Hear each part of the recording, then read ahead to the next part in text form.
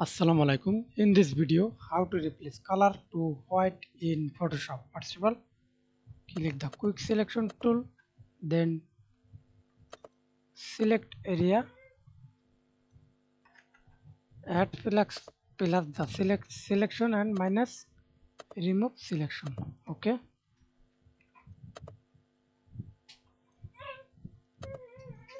or shortcut key press Alt Alt. Okay, then hold Control Z or duplicate layer.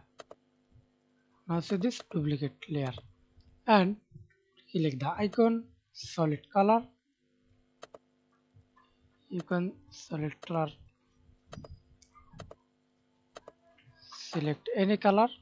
For best way, for this gray, select and right click on your mouse, create clipping mask.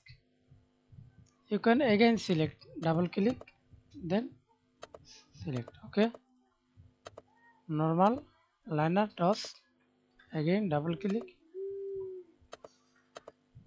Okay,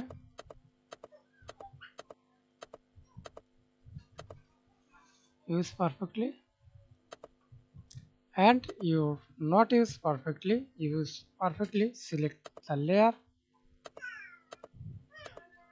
click the icon whose situation and see this white, light and white.